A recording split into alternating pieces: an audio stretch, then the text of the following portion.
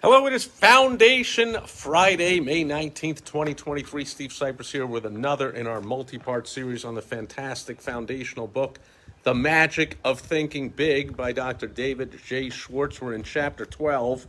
Use your goals to help you grow. Dr. Schwartz lets us know that of the three departments of your life that are closely interrelated, and each depends on the other to some extent, but the one department which has the most influence over the other departments is your work. Thousands of years ago, the caveman who had the happiest home life was most respected by his cave mates was the caveman who was most successful as a hunter. As a generalization, the same point holds true today. This book, written over 60 years ago, still holds true today and likely will forever.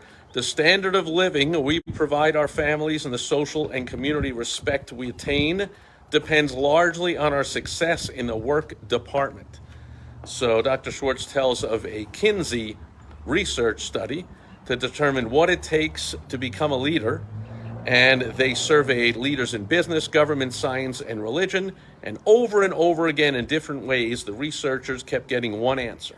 The most important qualification to become a leader is the sheer desire to get ahead.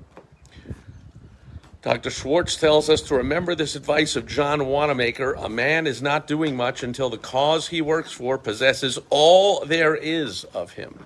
Or as Napoleon Hill writes right away at the start, the first sentence of his famous book, Think and Grow Rich, talks about burning desire being an absolute key to success. So Dr. Schwartz tells us that desire, when harnessed, is power. Failure to follow desire, to do what you want to do most, paves the way to mediocrity. Turning the page with one hand, always tricky. Dr. Schwartz goes on and tells us that success requires heart and soul effort, and you can only put your heart and soul into something you really desire. So burning desire, when harnessed, is power. And Dr. Schwartz also tells a couple of stories of people who gave up, what they really loved to do, but when they went into to the work life as an adult and into a career, they said, well, I can't make a lot of money doing that, so I want to do something else.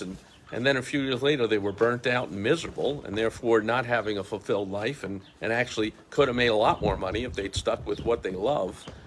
So short term, you might think, I'm going to chase the money in business, but in long run, that's going to be a mistake. So my advice is, in the short run, which will continue to be the long run, chase what you love to do, what you have a burning desire to do.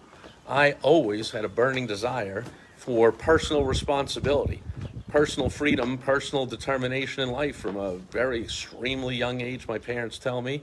And all through any jobs I had as a kid were always basically commission only, doing my own thing, from a paper route to driving around, fishing bottles out of garbage cans, washing them out and go, returning them to a grocery store for a penny or two, to later on in high school, getting a job at Madison Square Garden, walking around the seats with, popcorn and beer and soda and ice cream and whatever. It's commission only.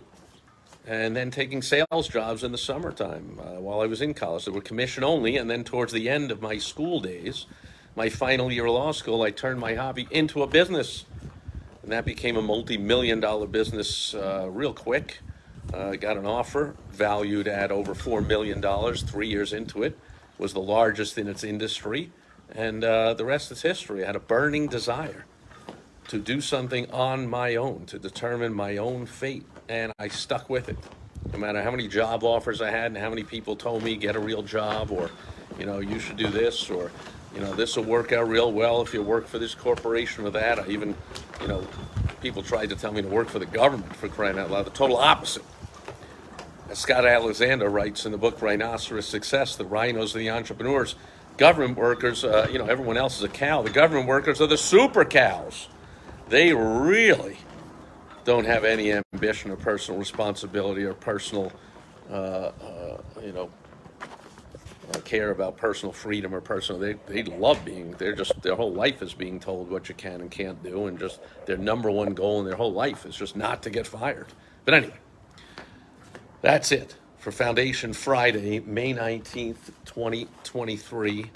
Another in our multi-part series on the fantastic foundational book, The Magic of Thinking Big by Dr. David J. Schwartz. I highly recommend, if you haven't by now, go out and get yourself a copy, and we will check back here again next Foundation Friday to continue on in Chapter 12, Using Goals to Help You Grow. And I'll be back again tomorrow on Social Media Saturday. Thanks for being here today. I will catch you tomorrow. Over and out.